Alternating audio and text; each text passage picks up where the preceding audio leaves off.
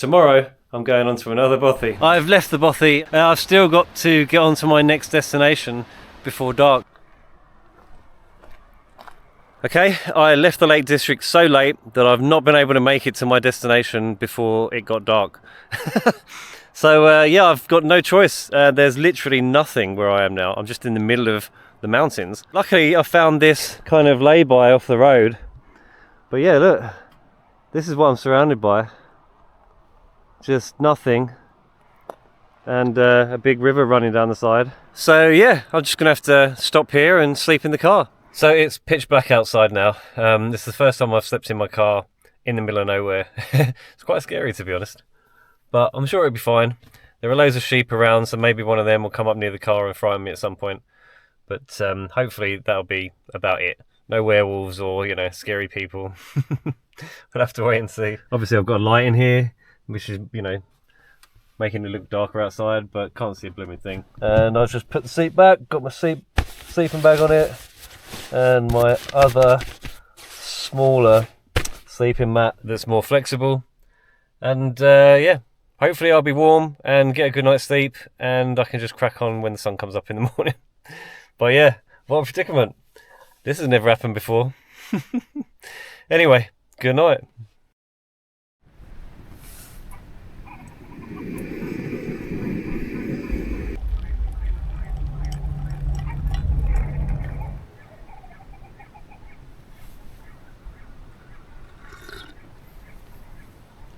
Oh, my fingers are freezing.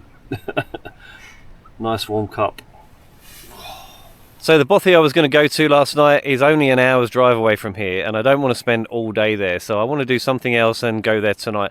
So the plan has changed as a result of not being able to make it last night, but as luck would have it, there's a trail not far from where I am now, only like 10 minutes down the road, to be honest. That will go past another bothy apparently, which we'll have a look at, and up to the summit of a Munro. A Munro is a mountain that's over 3,000 feet tall. They're named after Sir Hugh Munro, I think it is, because he was the one who first listed the Munros in Scotland.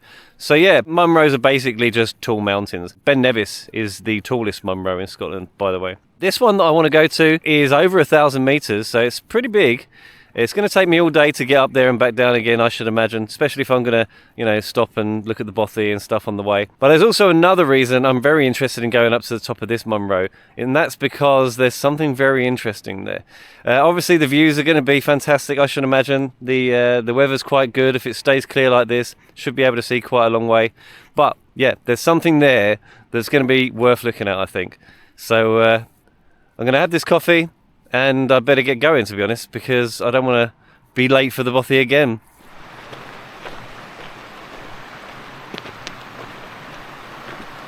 So this is what's called Jock's Road in Callater, and the bothy we're going to pass is Callater Stables. Now, from what I've seen, it's just like a bunking hut, really. There's no wood-burning stove. It's actually on an estate with other buildings around it, I think. But anyway, we'll have a look as we're going through, and then on the way back down I'll have a look in there. I don't want to do it just yet because it's quite early, people might be sleeping. So yeah, that's the plan.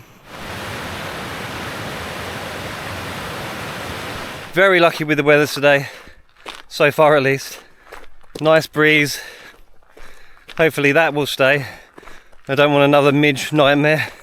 It's a nice sturdy looking bridge, quite new. I just had to stop, realise it's like incredibly quiet now, no rushing water, just nothing other than very light breeze.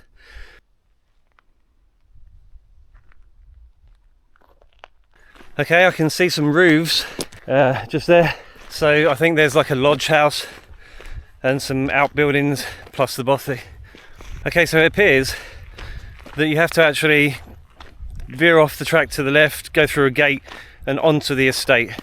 So over the stile there are garrons here, which are really big ponies. They kind of look like small shire horses. Oh, does anyone actually live there? Doesn't actually look like a house now I'm close to it. Must have done at some point. But yeah, That's the Bothy. We may as well have a look now. It's quite a large building. You'd bunk quite a few in there.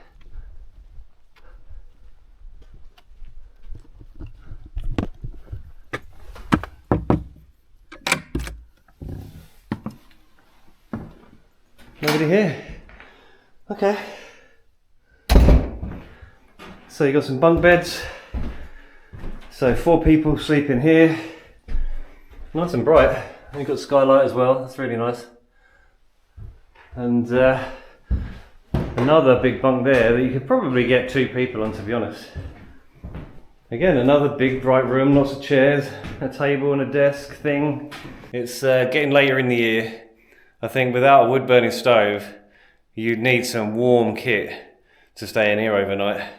Especially when it gets into the winter. This would not be a winter bothy, in my opinion.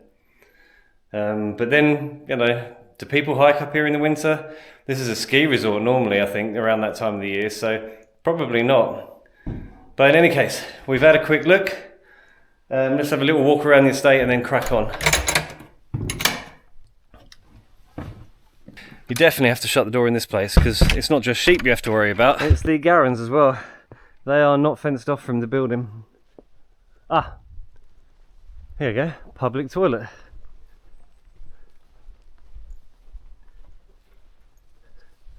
Is it open? Let's have a look. Is this going to be one of those composting toilets again?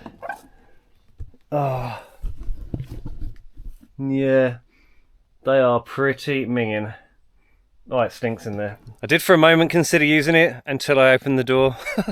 That's rough. You'd have to be desperate to use that thing. Oh my god. Yes, I'm sure this is the old lodge. What does it say? Yeah, Callater Lodge. Stan Tennant, he loved this place. Custodian from November 1994. It doesn't say whether he actually lived there or whether he just stayed there for work. But it's quite an ominous looking building. Oh, what's that? Someone's cut some little steps into the hill here. Might as well have a little look. Something about the Queen.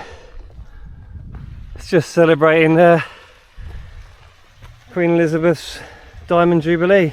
I mean, we are right on the edge of the Balmoral estate, really. So, according to the map, this is the trail up to the peak. I basically walked straight past, thinking this might have been a private gate. But yeah, no one lives here. Have to say, it doesn't really look like a trail. Okay, so turns out there is a marked trail and it's just off of the track before the gate. So yeah, this is much more like it. So you can see where we are in relation to the Bothy. It's been quite a short hike to get to this elevation. The loch now just looks like sheet glass. It's perfectly mirroring the sky above it. It's so pretty. So I'm just rounding the bend now of Craigien Loch. I've just got to go further around and then back down again and then up over there, because that is our Munro. Okay, I've found a nice rock to sit on. I'm going to have my sandwich and some water, probably a 10-minute break and then crack on again. But I'm really high up now. I can't believe how high I've got so quickly. Well, the track's looking less like a track now, but I'm still heading in the right direction. Unbelievable. Beautiful breeze as well.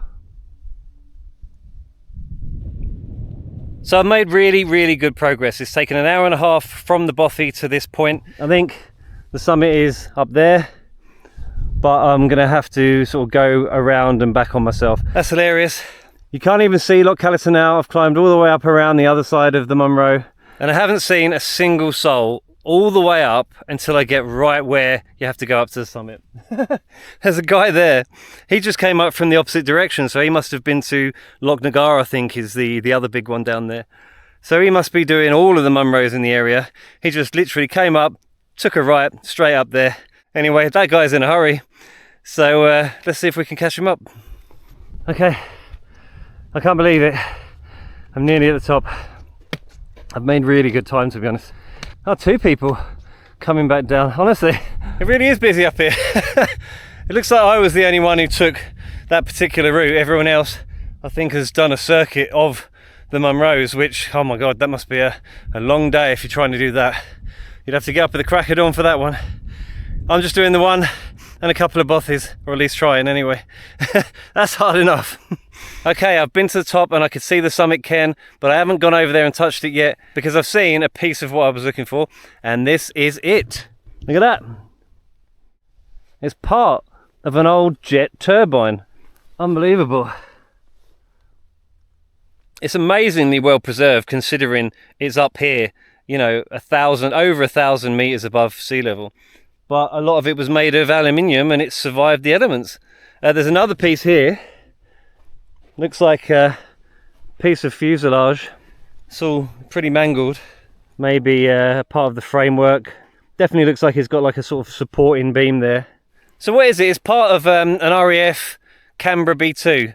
British Electric Canberra B2 apparently, which was quite a big aeroplane, one of the first British jets after the war. And they were just on a 3-hour training flight, I think, when they just lost contact and obviously crashed here, killing both of them. Flying officers Redman and Mansell, I think their names were. Officially the plane was recorded as recovered, so I think they took the bulk of it, but obviously the explosion made bits fly, you know, quite far apart from each other. I bet if I walk around for a good sort of 500 meters I'll find other pieces, so I'm going to try that now. Okay, here's another section here. Looks like a pit where a lot of the debris has just been thrown. So I guess anything that was light enough to pick up has been picked up and chucked in here. But yeah, there's lots and lots of bits and pieces in here.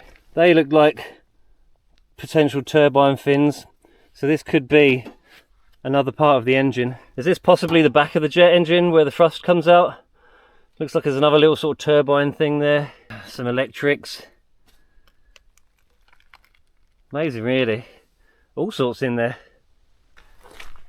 I cannot believe how quiet it is up here.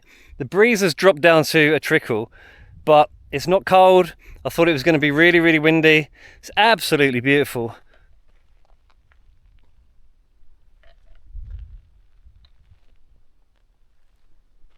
You more or less can see 360. I actually think that you'd get a better view from the first cairn there. Yeah, so here we are. So I made it to the summit. I've bagged my second Munro. My first one was Ben Nevis, which, you know, was higher than this, but this is still pretty high. I'm impressed with the view. Pretty blooming good. Okay, I've just found some more fuselage. Again, I don't know if this hole was made by the impact or whether someone's dug a pit and just thrown some of the debris in there. It's hard to tell, to be honest. There's some more over there. So that definitely looks, given the shape of it, that that's a section of one of the wings. Some kind of damper there, and there's a ball joint there. I definitely think this is part of the landing gear. But I thought there was a whole section of wing just sticking up out of the ground, and I can't see it.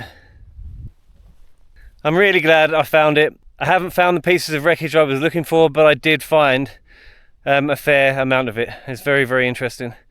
And it's mad to think that in 1956, 2 guys were flying around thinking they were just going to get home in time for tea, and they didn't make it. Crazy. I don't think there is any official cause of the crash. Must have been something to do with, you know, low cloud.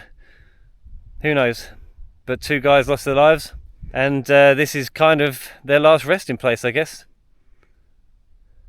I am so lucky to be up here in this kind of weather. It's probably only a few months now, if that, before the snow starts falling on, you know, the peaks out here. So yeah, very, very lucky. Probably one of the last few days of the year to get this kind of weather up here. Absolutely stunning, beautiful. Okay, so I managed to achieve what I came here to do. I'm a little bit disappointed that I couldn't find the wreckage just laying where it landed in the crash. It really does look like someone's gone around tidying all the pieces up and putting them in a pit. I mean, I'm glad that it's all still there as a kind of monument to the guys, but the pictures I'd seen were, you know, like a wing sticking out of the ground and pieces strewn all around, and that just, I don't know, looked a little bit too sterile. Wasn't what I was expecting, but I'm glad I saw it. And I made it to the summit at the same time. Double bonus. Honestly, I just cannot believe how lucky I've been. So good. Oh, I almost forgot to try and pronounce the name of this mountain. It's Callater, I think. Sorry Scots if I murdered it. I gave it a go. The walk always feels longer on the way back. I was like, it'd be much quicker to get back. Yeah. Didn't show you earlier though, this lovely little stone staircase. But yeah, how cool is this? If only it was like this the entire way up. Actually no. I keep hearing a stag bellowing down there. Now I can tell the general direction it's coming from, but when I look with my spotter I can't see him anyway, it blends in with the background. I've always wanted to see one in the wild, and I always just hear them and never actually see them. It's such a shame. Okay, I'm back down off the mountain. I've just passed the Bothy, and I'm back on the lovely flat track. Well, flat compared to where I've just been. So I think I am just about going to make it to the Bothy where I'm staying tonight, but today is taking so long up to this point, I'm going to have to split that into another video, I think, because that could in itself end up being a half-hour video.